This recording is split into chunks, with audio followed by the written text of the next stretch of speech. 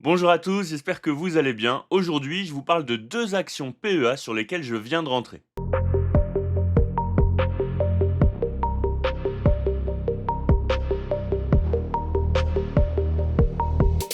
On se retrouve sur Morning, sur le suivi de mon portefeuille. D'ailleurs, vous y avez accès dans la description, il y a un lien, vous pouvez aller regarder un petit peu mes actions. Globalement, j'ai des belles plus-values sur les actions que je garde à long terme. Il y a des actions que j'ai rechargées plus récemment, notamment L'Oréal, sur laquelle je commence à être un petit peu en moins-value, moins 2%. C'est une action que je vais garder à long terme. Pareil pour LVMH, je suis à moins 11% pour l'instant sur LVMH. Sur ASML, moins 2%. ASML, il faut savoir que j'ai fait un aller-retour dessus. Je l'ai vendu quand elle était aux alentours de 850 et j'ai commencé à recharger récemment. Donc, le moins 2%, il est un petit peu faussé. Sachant que c'est vrai qu'à l'heure actuelle, on est sur une phase du cycle, un petit peu compliquée pour ASML. Hem, Globalement, Air Liquide 23. Bon, j'ai une plus-value qui a un petit peu baissé suite à la récente, entre guillemets, «correction». Schneider qui performe toujours autant, je suis à plus 80% sur Schneider, j'attends pour pouvoir, recharger. Total plus 56%, GTT plus 24%. Vinci, une des récentes aussi qui est rentrée sur le portefeuille. Pour l'instant, je suis quasiment neutre. Euronext qui continue de bien performer, je suis à plus 50%. Le LQQ, pour l'instant, j'ai que 3 actions, et j'ai une plus-value de 8%, sachant que le Nasdaq est en train de corriger. Donc c'est important de prendre en compte. Ensuite, on a la FDJ plus 33% qui a bien performé aussi. Amundi, je regarde en ce moment, je vais peut-être vendre. J'avais déjà vendu 50% de mon bag sur Amundi quand j'étais aux alentours de 40% de plus-value, il me semble. Donc voilà, Amundi, j'y réfléchis. J'ai pas une grosse position parce que j'ai déjà vendu, une partie de mon bag. Donc j'observe pour l'instant. Hermès, c'est pareil, hein, secteur du luxe pour l'instant, moins de 2%. Je voulais rentrer sur Hermès, donc j'ai mis du temps à me décider, et puis je me suis quand même décidé à rentrer, parce que je trouve que ça reste une très, très belle action. Je calme un petit peu là sur le luxe parce que j'ai quand même du LVMH et du Hermès et enfin j'ai du Interparfums. Vous voyez tout ça, c'est des petites positions, hein. C'est, même pas 2 du portefeuille, mais c'est des actions que je veux garder sur le long terme, que ce soit Interparfums ou Hermès. Donc je les garde et puis je vais les recharger. Interparfums, je considère qu'on arrive sur une première zone qui peut être intéressante. Après, c'est discutable en termes de valorisation. Je vais pas recharger maintenant personnellement, je vais patienter. Donc voilà, globalement pour le PEA. Évidemment, ça prend pas en compte, les ventes et les achats que j'ai pu faire récemment, hein. Il y a pas mal d'actions sur lesquelles j'ai acté des plus-values. Il y a pas mal d'actions sur lesquelles j'ai déchargé mes bagues sur résistance et puis sur lesquelles je suis revenu un peu plus bas, sur support. Mais globalement, voilà, ça vous donne une idée.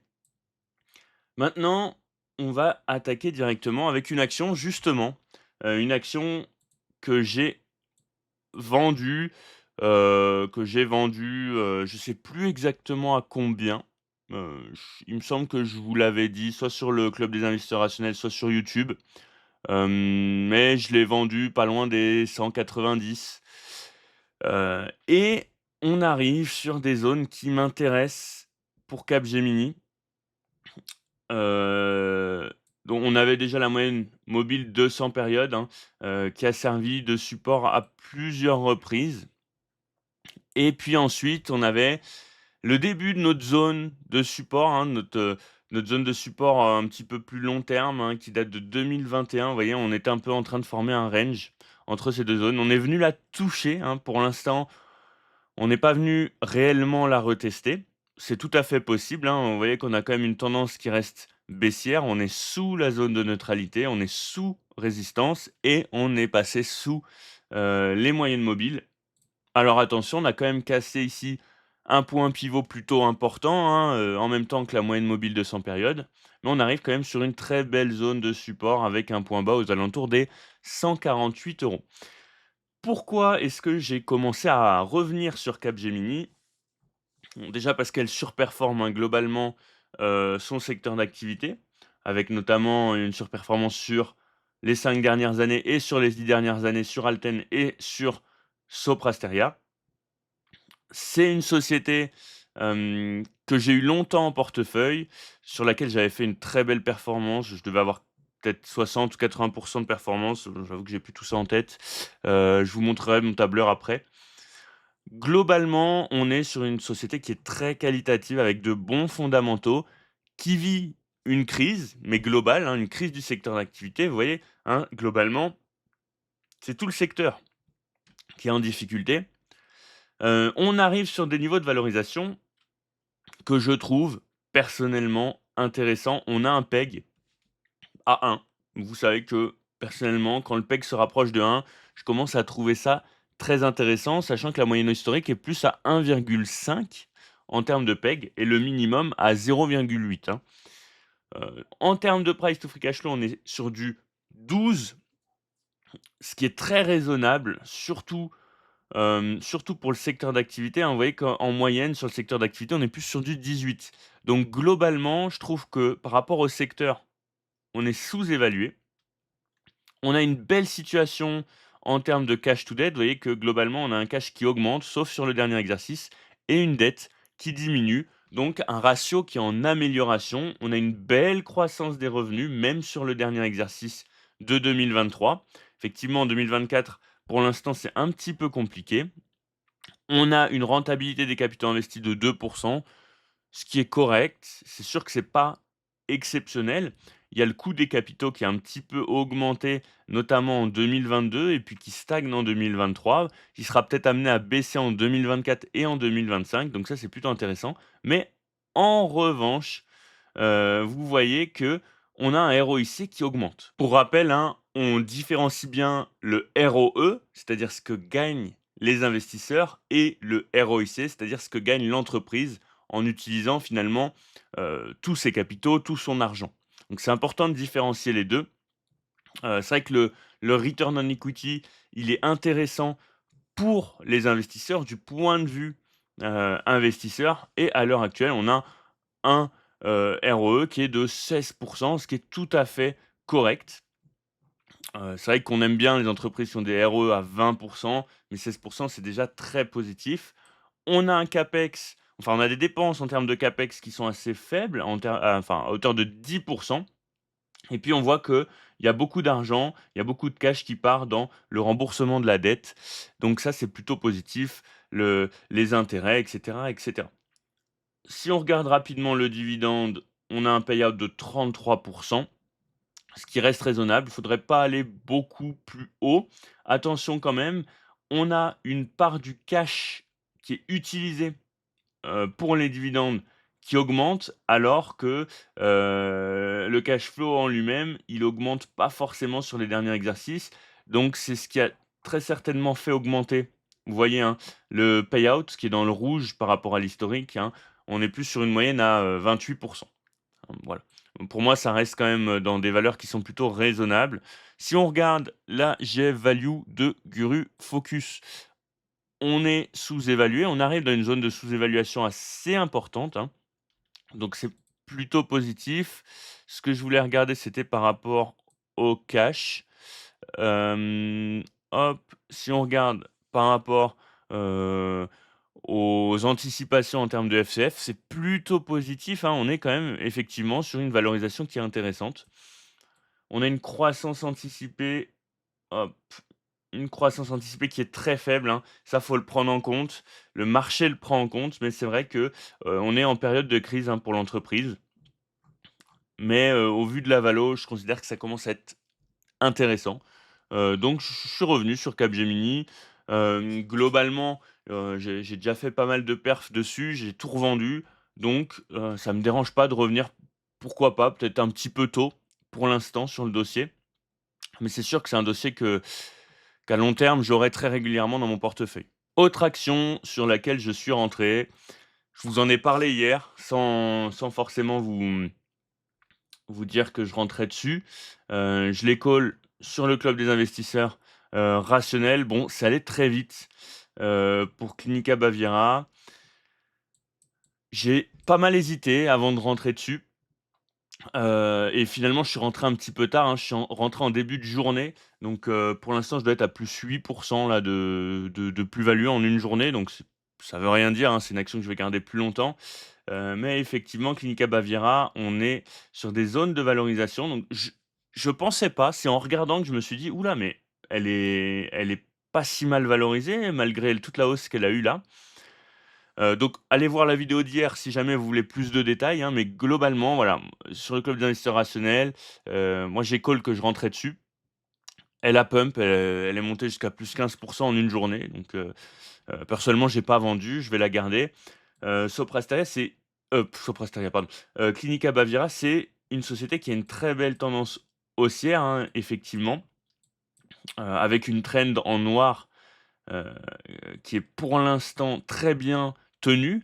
Heu, j'ai hésité à attendre le retour sur cette trend et puis on avait déjà quand même une zone d'order block acheteur ici qui était intéressante et c'est surtout en voyant la valorisation que je me suis dit: «Ben, en fait, globalement, c'est quand même plutôt intéressant». Donc si on regarde effectivement la GF value, elle paraît encore un petit peu surévaluée. Mais si on regarde, hop, la valo, vous voyez qu'on est sur un PEG de 0,6, donc ce que je considère comme étant, très intéressant. Ça correspond à la moyenne historique, donc c'est une première entrée pour moi. Je serais très certainement amené à recharger si on venait aller chercher plus bas, mais je considère déjà qu'on est sur un point intéressant. On est sur des valos qui correspondent à la moyenne historique. Ce qui a fait baisser le cours de l'action là, c'est des craintes liées à l'assimilation d'une autre entreprise notamment. Je vous laisse aller voir la vidéo d'hier si, ça vous intéresse. Mais on est sur une valorisation qui commence à m'intéresser. Si on regarde le prix par rapport au FCF, par rapport au cash flow, on est sur du 14,5, ce que je considère comme tout à fait raisonnable, hein. La moyenne, elle est à 10-11, mais on est quand même sur une rentabilité qui est en progression pour l'entreprise, une très belle rentabilité. Il y a vraiment rien à dire sur la rentabilité. Vous voyez, hein, je vous parlais du ROE tout à l'heure. Donc, globalement, hein, c'est imagé, mais ce que gagnent les investisseurs et on est sur du 45, ce qui est énorme.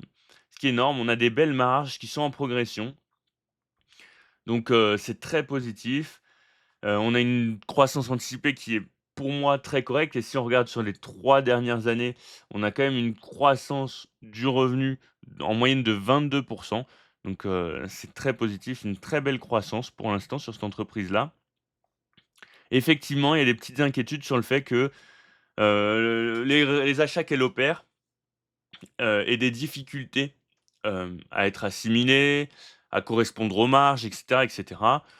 C'est des inquiétudes du marché qui sont fréquentes, hein, mais globalement, moi, je suis plutôt confiant. C'est une entreprise qui gère bien, qui a un bon management. Vous voyez, on a une très bonne rentabilité des capitaux investis, hein. On a effectivement un coût du capital qui a un petit peu augmenté. On est sur une société qui, justement, investit, hein, elle opère des rachats notamment, donc elle essaye d'améliorer sa croissance et on a une situation en termes de cash to debt malgré ses investissements qui est très positif et qui est en amélioration. Donc ce qu'on va quand même aller checker, c'est d'où viennent globalement, les fonds. Est-ce que c'est de la dilution ou pas?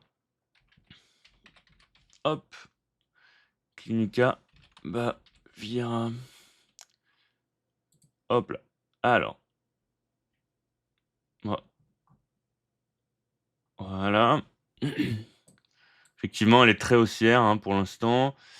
Hem, comme vous pouvez le voir, ils ont eu, recours à la dilution en 2023, hein, justement, ce qui fait qu'ils se sont pas endettés et puis il y a dû y avoir du rachat d'actions, hein, pour l'instant parce que, vous voyez qu'on est déjà redescendu en dessous des valeurs de 2022, hein. Il n'y en avait pas eu jusqu'à maintenant, donc ils ont choisi ce moyen de financement-là.